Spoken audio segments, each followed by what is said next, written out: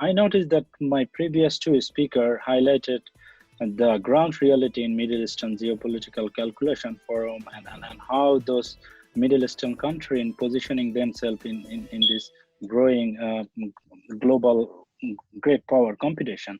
But in my part, I will try to highlight that the China's evolving role in Middle Eastern geopolitics and to some extent how that also relate to the South Asian geopolitical calculation as well. So even though Middle East has always been one of the critical sub-region in global geopolitical calculation, primarily because of the strategic position of Middle East, vast reserve of natural resource and rich history, but clearly it come into the center of global geopolitical calculation after 9/11. But China has always not been one of the major player in Middle Eastern politics. Uh, but in fact, if we had this webinar, let's say after 9/11 in 2001, we might not talk about China as a major player in that region. Putting this statement into perspective, if we look at some of the information there, in 2001, China's GDP in purchasing power parity basis was half of the GDP of the US. But today, China overpassed the US GDP in purchasing power parity basis. Even in the nominal term, now China is the second largest economy. And if we take the China's crude oil import in 2001, it was on fifth of the US import, but today China is the largest crude oil importer, but 50% of this crude oil coming from Middle Eastern countries. So as China grow economically, politically, and militarily, its sphere of influence also expanding beyond its border, but primarily is the neighboring, Chinese neighboring region, sub-regions such as Northeast Asia, Southeast Asia, or South Asia. But Middle East is also a region where China is increasing its presence in recent time. But China as a newcomer country is extremely cautious in its approach to the local political and security challenges. But I would say that China's interest in Middle Eastern geopolitics is primarily driven by the economic interests China's there. So if we look at the China's Middle Eastern centrality in China's geopolitical calculation, that is reflected in some of the Chinese government official document. If we look at, then we can find it. The two of the document that is the basically the driving of China's policy in the Middle East. One is Arab policy paper, which is published 2016, and another policy paper is the Vision and Action on Belt and Road Initiative, which is published in 2015. So if we carefully read those two papers and analyze the subsequent policy action that has been taken by Beijing in the following years, then we can categorize Chinese geopolitical interest in Middle East under three broader area. So first and foremost, I would say that Beijing want to make sure that uninterrupted energy supply, those are coming from China, those are coming from Middle East to China. And the second, China sought to increase its infrastructure investment and other growing engagement with Middle Eastern country, primarily under the BRI umbrella project. And last but not least, China also want to gain a kind of tacit support from the Middle Eastern country on its China's policy on especially Muslim dominated regions such as Xinjiang. So these are the three primary goals that China's geopolitical calculation driving when it comes to the Middle East calculation. And now, if we discuss one of this point in the subsequent discussion, that the first how the energy become so important for China. So this is basically elude from China's energy security concern. So China is a country that, if you look at the current reserve China has, China's oil reserve is only 1.5 of the global total reserve. Gas is 2.9. But China is a country who is a home of 22% of the world population, which signifies that how it is disproportionately the population too much, country big, but the oil and gas reserve is too little. And even if we look at the Chinese grow over the period of time, uh, if you look at the Mao era economy largely driven by agricultural sector, but as China grow more and economically more powerful, we see the industrial sector basically play the driving role there. So if we compare China's industrial sector with the other countries such as US, US industry sector in the energy contribute around on fifth of the total energy consumption of US. But in Chinese case, half of the energy of Chinese consumption go to industrial sector.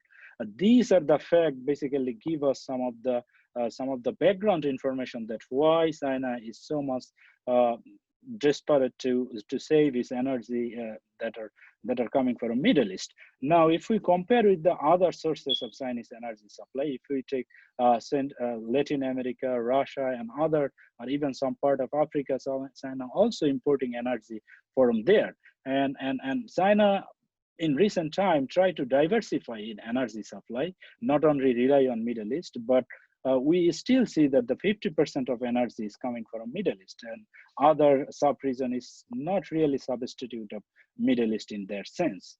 So Beijing basically want to make sure that how this energy supply could be uninterrupted. And those energy, when we talk about Middle East, as my previous speaker alluded to, that Middle East is super complex, that if we see that is divided by Persian under the leadership of Iran and the Saudi Arabia, Israel and Turkey, so many players. But Chinese approach is quite interesting here. China took a quite unique approach to make kind of friendship to all, but malice to none. So China do business with all these country, whoever they are enemy or friend. So China took a approach so that it can make sure that its energy supply coming, whether it's from Middle East, is coming from Iran, or is coming from other part of the world, and not really getting involved in the local politics in that sense. But one of the aspect, it would be, I would say, challenging for China in the future, that as we have seen that the great power competition has been emerged in other part of the world, and Trump administration basically reoriented its military presence and the global engagement for Middle East to the Asia Pacific or Indo-Pacific region. So it's trying to wrap up all of the engagement, and on the other hand, Trump administration also pursuing some kind of burden sharing approach. As we see that when British left Middle East in 1916s, after that, basically United States was the prime guarantor for the Middle Eastern security and other things. So China basically grow and China get all kind of energy supply and other kind of interest under the security protection of US.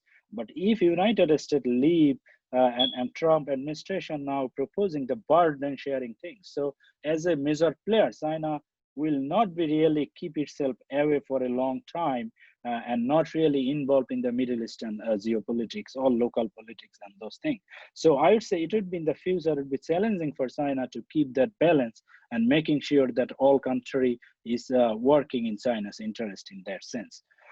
Then, if we look at the second thing that the China's interest in the Belt and Road Initiative, so Belt and Road Initiative is quite interesting initiative, as you may know, that is kind of umbrella. So whatever Chinese foreign policy try to achieve under different kind of initiative, this day you can put all of those things under BRI umbrella. So primarily people try to think that, okay, maybe it's infrastructure investment, but it really cover all of those things. In recent time, we see health initiative and the space Belt and Road and all other kind of dynamics. So if we look some of the dynamic why basically China took this initiative, as I said, that China is energy dependent, energy important dependent. So it's really need to import a lot of energy from other country, but 80% of this energy is transported through state of Malacca. If you see that it is in between the Indonesian island of Sumatra and Malay Peninsula, that a small portion is the people in Beijing sitting on it's strategically vulnerable because U.S. military presence, if you look at first island chain, second island chain, those are very close to the state of Malacca. So Beijing, when they think it strategically, they think, okay, one, any kind of event of conflict or hostile activity, it is quite easier for US to close those Strait of Malacca, and Beijing basically cut all this energy supply, and it would be very severe position there. Even in a recent incident that drew my attention, in the border clash with India, that Indian newspaper highlighted that, okay, Indian Navy has been deployed, is near Strait of Malacca, and that kind of sensational news that Indian Navy is also kind of in a position to disrupt Chinese energy supply from Strait of Malacca. So people in Beijing think this thing for a long time. Basically, it's coming to in a policy action after Hu Jintao in 2003, who considered this Malacca as a Malacca dilemma that you may know many of them. And since then, basically Beijing tried to find an alternative route, basically an overland route that could bypass the Strait of Malacca and ensure its energy supply from Middle East.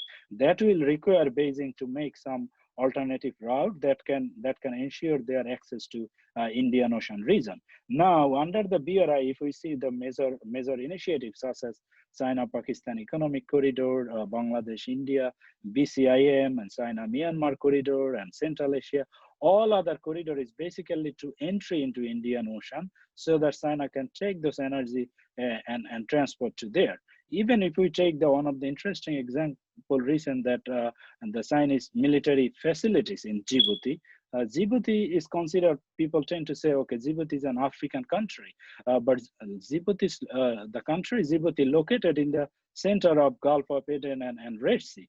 Basically, even though it's located in Africa, but it served the purpose of China to transport the provide a safe passageway for Chinese energy supply because it's very close to the Strait of Bab el Mandeb. So along with Bab el Mandeb, Strait of Hormuz, and Malacca Strait, these are very critical strategic choke point for China to ensure its energy supply. Not only energy supply, also China is an export-dominated country. China export many things to this other country, and Middle East also is one of the reason. So China want to make sure that how China can transport this is export. At the same time, China can transport its energy from Middle Eastern country without any kind of interruption. So these are the kind of geopolitical dynamics that are under BRI. But even if we talk about the Middle Eastern country, building infrastructure and port, Middle East is divided, as I mentioned earlier, that the Saudi-led Sunni country is one side, Iran Shia is the other side, Israel and Turkey playing different role. But if you see Chinese engagement in the country-wise, China is building port in Israel, the Haifa port. China is building port, helping Saudi Arabians for their nuclear program. China is building port in Oman, in Kuwait, and many parts of the world. And all over the Middle East. So Chinese engagement with other country is not really interrupting due to the Middle East and their own geopolitical calculation. And one of the recent incident, which is also related to South Asian calculation. So China, under the China-Pakistan economic corridor, as we know, that Gwadar also is a part of that greater project. And when Gwadar was built, India kind of felt that we need to do something from a strategical point of view too. So India cut a deal with Iran and tried to build Iranian port Chabahar, as we know, that is around 200 just kilometers away from Gwadar. So what happened recently is that Iran dropped that deal, and Iran said that the India was too slow to implement that project, and they gave that port building to the China. China basically make a deal with this $400 billion. Is energy security, and also that Chabahar port connect with railroads. So we see that if we take those kind of example, that the China has the Gwadar port building by Chinese finance, and then Chabahar, and then the other Mediterranean, the Arab Sea, and the other kind of strategic point, we can see that Chinese approach is quite unique, and it does not bother China to that whatever the domestic or regional geopolitical calculation is. China has a even the Mohammed bin Salman, when he went to travel to this other country, we see one of his major stop was in Beijing. And as China collaborated with Saudi Arabia with nuclear program, but it also has a close relation with Iran or Israel. Israel is not only China is not only building the port. China is also try to collaborate with Israel with a state of technology. As we know, Israel is very developed in terms of artificial intelligence and super computer and other kind of technology. China is collaborating there. China cut deal with Iran, and China's infrastructure project is going to in Iraq and Yemen and all other part of the world. So basically, China is doing business with everybody in different form. Now, the third interest that China has in Middle East, that I would say that China as Middle East as kind of a leading region for the Muslim world, and China recently got kind of criticism from the Western world regarding Chinese policy in Xinjiang that many view that's kind of violation of human rights. So what China is goal is to basically gain support from Middle Eastern country. That China's policy is coherent and is not really Muslim world is not really bothered with Chinese policy. And last year, one interesting thing that happened that 22 countries, basically leading by Australia, by UK, and Germany, France, those are non-Muslim country. They sent letter to UN Human Rights Commission and saying that the China's practice in Xinjiang is an violation of human rights and suppression and labor camp, all other allegation. Just a few days later, we have seen the 37 Muslim country, leading by Saudi Arabia, Kuwait, Qatar, and major Muslim countries, sign a different letter and sending to the Human Rights Council, same organization, saying that these Muslim countries support Chinese policy to this Xinjiang.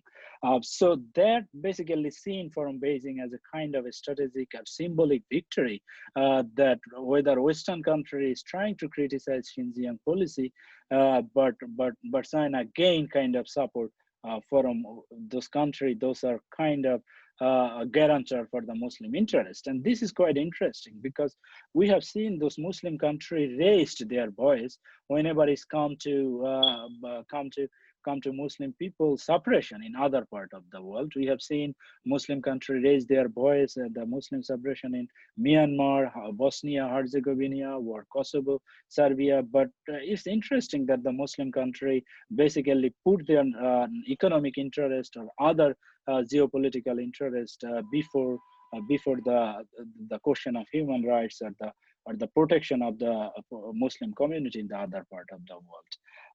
So that is the one of the interest in there. But another point in the lastly, I will try to mention before I end that is the Iran dynamic. So Iran basically under the Trump administration when they abandoned the JCPO and their killing of their supreme kind of coup force leader or commander Qasem Soleimani in Iraq, Iran basically get cornered, and Iran had very limited things to do there because economically cornerstone, geopolitically isolated. So Iran basically looked for the better options that how it can make balance against other prominent threats such as Saudi Arabia and other things. So China basically take this advantage, and as we see that just a few months ago, China cut another deal with Iran that's 400 billion security and energy supply and all other dynamics. So China is trying to play with this country is an individual approach. China is pursuing individual approach based on country, and as a region, also China has a kind of regional approach. So even though China is a new player, is trying to ensure basically his economic interest and broader geopolitical interest there. But I would be skeptical to look forward that how further China can ensure this kind of approach that does not really actively participate in Middle Eastern geopolitical or security concern rather than only preserving his own interests. So it might be challenging in the down the road. I will stop there.